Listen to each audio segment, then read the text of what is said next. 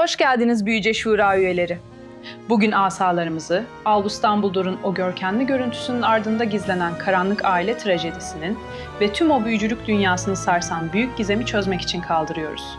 Hogwarts Cadılık ve Büyücülük Okulu'nun bilge müdürü, Lord Voldemort'un korkulu rüyası ve büyücülük dünyasının belki de en güçlü büyücüsü, Albus, Percival, Wulfric, Brian Dumbledore.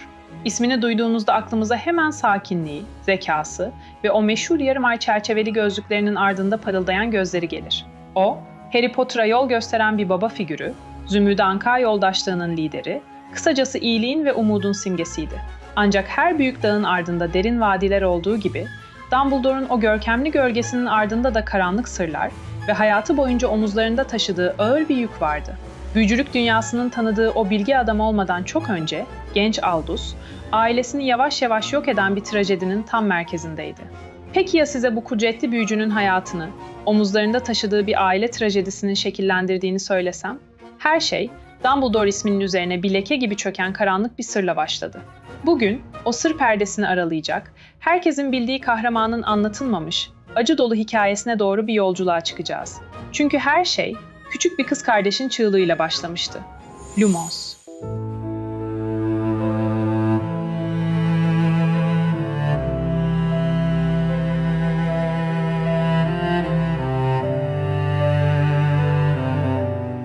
Hikayemiz 1881 yılının yaz aylarında Mold on the Wold adında sakin bir büyücü köyünde başlıyor. Percival ve Kendra Dumbledore'un ilk çocukları Aldous dünyaya gözlerini burada açtı. Onu, kardeşi Aberforth ve ailenin en küçüğü, neşe kaynağı Ariana takip etti. Dışarıdan bakıldığında Dumbledore'lar sevgi dolu, sıradan bir büyücü ailesi gibiydi. Zekasıyla parlayan bir ilk çocuk, daha sessiz bir ortanca ve masumiyetiyle herkesi büyüleyen küçük bir kızları vardı. Hayat, olması gerektiği gibi huzurla akıp gidiyordu. Ama bu tablo, bir gün aniden ve vahşice paramparça oldu.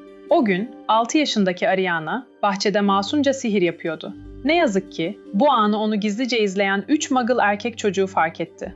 Gördükleri bu tuhaf numarayı kendilerine de göstermesini istediler. Ancak küçük Ariana, korkudan ya da büyüsünü henüz kontrol edemediğinden istediklerini yapamadı. Çocukların merakı önce anlayışsızlığa, sonra da korkunç bir şiddete dönüştü. Küçük kıza saldırdılar. Bu saldırı, Ariana'nın sadece bedeninde değil, ruhunun en derinliklerinde de onarılmaz yaralar açtı. Yaşadığı travma, içindeki sihirle olan bağını sonsuza dek kopardı.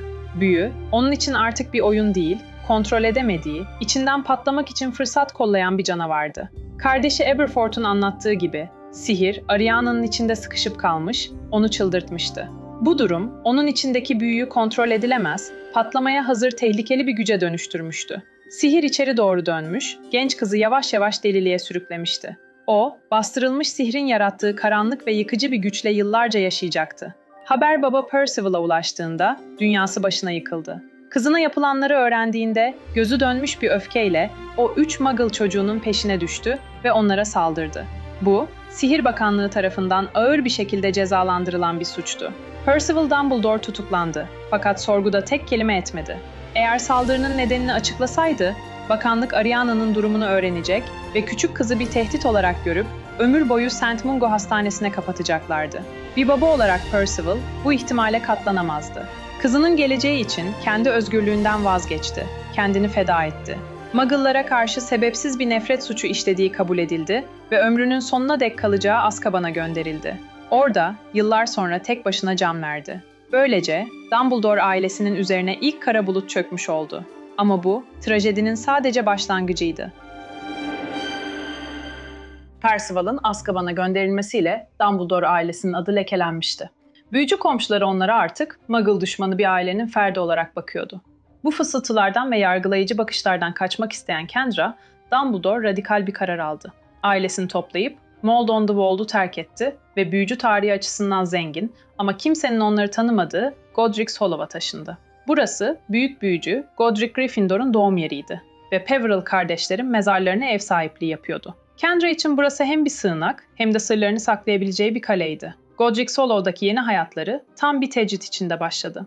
Kendra, Ariana'nın durumunun duyulmasından ölesiye korkuyordu. Kızının kontrolsüz sihir patlamalarının bir tehdit olarak algılanıp Saint Mungo'ya kapatılması en büyük kabusuydu. Bu yüzden Dumbledore hanesi dış dünyaya tamamen kapandı. Komşularla görüşülmüyor, kapıya gelenler geri çevriliyordu. Hatta onlara hoş geldin demek için bir hediye ile kapılarını çalan ünlü büyücülük tarihçisi Bathilda Bagshot bile ilk başlarda Kendra tarafından reddedilmişti. Zamanla Bathilda, ailenin sırlarına vakıf olan tek kişi haline gelse de o ilk yıllar tam bir yalnızlık içinde geçti. Bu yeni düzen, ailenin her bir üyesini farklı şekillerde etkiledi. Kendra, gündüzleri Ariana'yı evde saklıyor, sadece gecenin karanlığında, kimsenin göremeyeceği zamanlarda bahçeye çıkmasına izin veriyordu. Aberforth, annesine ve kız kardeşine derinden bağlıydı. Ariana'nın kriz geçirdiği anlarda onu sakinleştirebilen tek kişi genellikle Aberforth oluyordu. Onunla keçileri besler, ona hikayeler anlatırdı. Aberforth, Ariana'nın koruyucusu gibiydi ve ağabeyi Albus'un bu sorumluluktan kaçtığını düşünüyordu.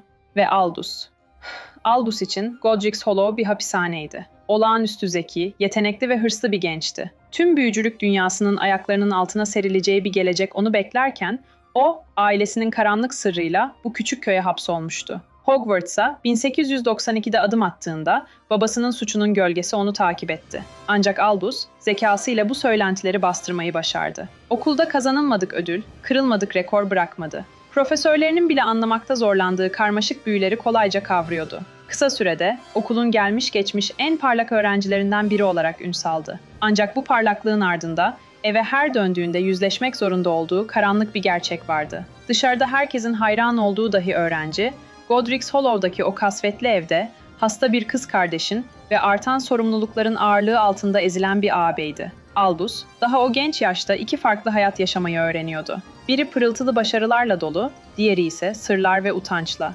Aberforth'un deyimiyle, sırlar ve yalanlar. İşte biz böyle büyüdük. Bu durum, kardeşler arasındaki uçurumu daha da derinleştirdi. Yıllar böyle geçti. Albus, Hogwarts'tan efsanevi başarılarla mezun oldu. Önünde parlak bir gelecek, en yakın arkadaşı Elphias Doge ile çıkacağı bir dünya turu vardı. Bu seyahat, onun için Godric's Hollow'un boğucu atmosferinden ve aile sırlarının ağırlığından bir kaçıştı. Kurtuluş biletini almış gibiydi. Ancak kaderin Dumbledore ailesi için hazırladığı trajediler henüz bitmemişti. Albus'un seyahate çıkmasına günler kala, felaket bir kez daha kapılarını çaldı. O sırada 14 yaşında olan Ariana, yine o kontrol edilemez sihir patlamalarından birini yaşadı. Ama bu seferki öncekinden çok daha şiddetliydi. O anda evde olmayan Aberforth, "Eğer orada olsaydım onu sakinleştirebilirdim," diyecekti yıllar sonra pişmanlıkla. Ariana'nın öfke nöbeti sırasında annesi Kendra onu durdurmaya çalıştı. Ama kızının sihirsel patlaması annesinin hayatına mal oldu. Kendra Dumbledore, kızı tarafından kazara öldürülmüştü. Bu korkunç olayla Albus'un dünya turu hayalleri suya düştü. Arkadaşı yola tek başına çıkarken Albus, ailenin yeni reisi olmak üzere Godric's Hollow'a dönmek zorunda kaldı. Babası Azkaban'daydı, annesi ise artık yoktu. Şimdi 18 yaşındaki Albus, hırçın kardeşi Aberforth ile zihinsel olarak yaralı ve tehlikeli derecede güçlü kız kardeşi Ariana'nın tüm sorumluluğunu üstlenmişti. Bu durum Albus'u derinden sarstı. Yıllar sonra Harry'e o günleri anlatırken, "Kapana kısıldığımı, heba olduğumu düşünüyordum," diye itiraf edecekti. O, dünyanın en parlak büyücüsü olma potansiyeline sahipken, şimdi hasta bir kız kardeşe bakıcılık yapmakla yükümlüydü. Aberforth, abinin bu isteksizliğini ve içten içe duyduğu öfkeyi seziyordu. Ve kardeşler arasındaki zaten gergin olan ilişki kopma noktasına gelmişti. İşte tam da bu karanlık ve umutsuz yaz aylarında Godric's Hollow'a yeni bir yüz geldi. Komşuları Bathilda Bagshot'un büyük yeğeni, en az Albus kadar zeki, hırslı ve tehlikeli bir genç, Gellert Grindelwald. Ve bu karşılaşma sadece Dumbledore ailesinin değil, tüm büyücülük dünyasının kaderini sonsuza dek değiştirecekti. Gellert Grindelwald, Albus'un hayatına bir kasırga gibi girdi. Albus, Godric's Hollow'da kapana kısıldığını hissederken Grindelwald ona bir kaçış vaat ediyordu. Dumbledore, hayatında ilk kez kendisiyle eşit düzeyde konuşabildiği, hayallerini ve en karanlık düşüncelerini paylaşabildiği birini bulmuştu. Grindelwald'ın radikal fikirleri, Albus'un içindeki bastırılmış hırsı ve gücü olan arzusunu körükledi. Birlikte saatlerce, günlerce konuştular, planlar yaptılar. Temel felsefeleri, sonradan Grindelwald'ın sloganı haline gelecek olan daha yüce iyilik için ilkesiydi. Bu ideolojiye göre büyücüler Muggle'lardan üstündü ve onlara hükmetmeliydi. Bu, büyücülerin artık saklanmak zorunda kalmayacağı, güçlerini özgürce kullanabileceği yeni bir dünya düzeni demekti. Albus için bu düşüncenin kişisel bir çekiciliği de vardı. Eğer büyücüler saklanmak zorunda kalmasaydı, Ariana gibi birinin durumu bir sır ya da utanç kaynağı olmazdı. Bu tehlikeli fikir, Albus'un vicdanını rahatlatmak için kullandığı bir bahaneydi. İkilinin ortak tutkusu, bu devrimi gerçekleştirmek için ihtiyaç duydukları nihai gücü onlara vereceğine inandıkları ölüm yadigarlarını bulmaktı. Mürver asa, diriltme taşı ve görünmezlik pelerini. Bu arayış, iki genç dahinin zihnini tamamen ele geçirdi.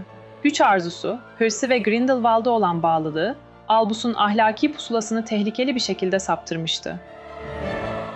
Bu sırada Aberforth, olan biteni endişeyle izliyordu.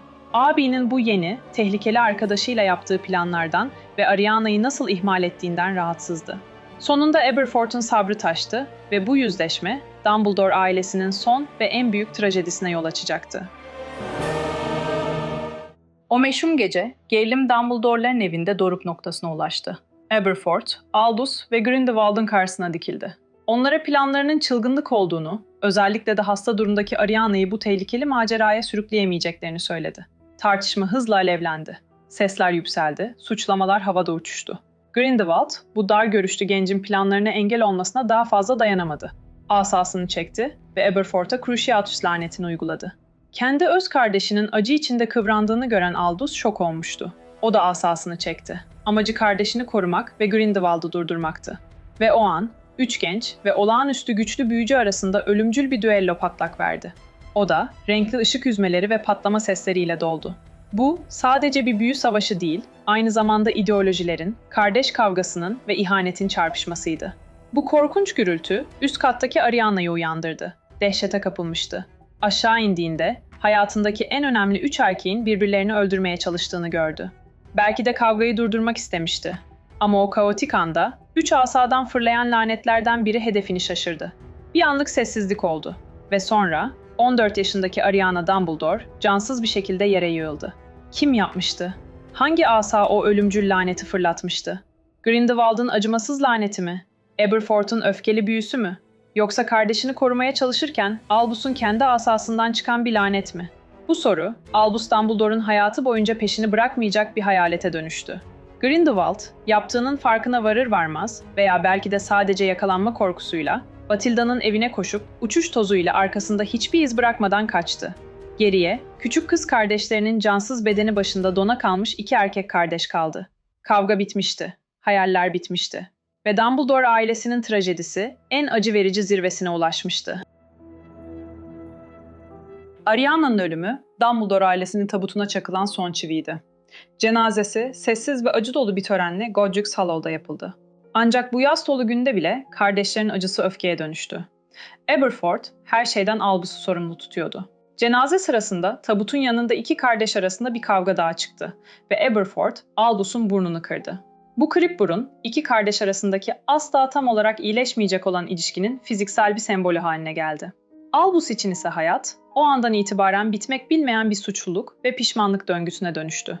Ariana'yı öldüren lanetin kendi asasından çıkmış olma ihtimali bir zehir gibi ruhunu kemiriyordu. Daha yüce iyilik adına çıktığı yol, onu en sevdiklerinin felaketine sürüklemişti. Bu, ona gücün ne kadar tehlikeli bir oyuncak olduğunu ve kendisinin iktidarla sınanmaması gerektiğini acı bir şekilde öğretti. Yıllar sonra Sihir Bakanı olma tekliflerini defalarca reddetmesinin altında yatan en büyük korku buydu. Gücün onu yeniden yozlaştıracağı korkusu. Bu trajedi, Albus'un kariyer yolunu da tamamen değiştirdi. Dünya turu hayallerini bırakıp Hogwarts'a dönüp dersler vermeye, genç zihinleri şekillendirmeye karar verdi. Bu, onun için bir tür kefaretti. Genç zihinleri şekillendirmek, onlara doğru yolu göstermek ve kendi düştüğü hatalara düşmelerini engellemek. Yıllar geçti. Albus Dumbledore, Hogwarts'ta saygıdeğer bir profesör, ardından da okulun efsanevi müdürü oldu. Sakin bilgeliği ve güce karşı temkinli duruşu onu eşsiz bir lider yaptı. Ama kalbinin derinliklerinde, o yaz Godric's Hollow'da yaşananların yarası asla kapanmadı. Hayatının sonlarına doğru, Voldemort'un sırrını bilmeden bir hortkulağa dönüştürdüğü, üzerinde diriltme taşı bulunan o lanetli yüzüğü bulduğunda bir anlık zaafına yenik düştü. Yüzüğü taktı. Amacı hortkuluğu yok etmekten çok, bir anlığına da olsa annesini, babasını ve her şeyden çok Ariana'yı görmek, onlardan özür dileyebilmekti. Bu, onu ölümcül bir lanetin pençesine düşüren bir hataydı. Ama aynı zamanda Dumbledore'un ömür boyu süren acısının ne kadar derin olduğunu gösteren trajik bir andı.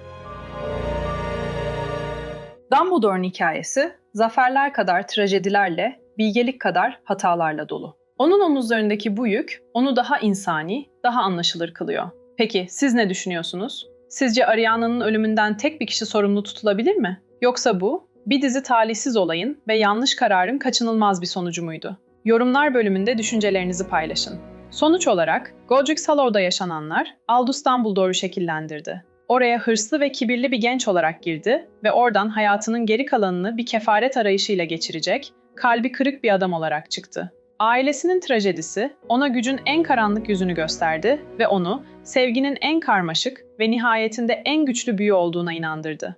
Belki de Voldemort'un korktuğu yegane büyücü olmasının sebebi sadece muazzam gücü değil, aynı zamanda en derin acıları bile bilgeliğe dönüştürebilme yeteneğiydi. Dumbledore'un hikayesi bize en bilge ruhların bile karanlık sırlara ve en güçlü kalplerin bile onarılamaz yaralara sahip olabileceğini hatırlatır. Bir sonraki hikayemizde Albus Dumbledore'un Hogwarts yıllarına uzun bir yolculuk yapacağız. O zamana kadar sihirle kalın. Nos.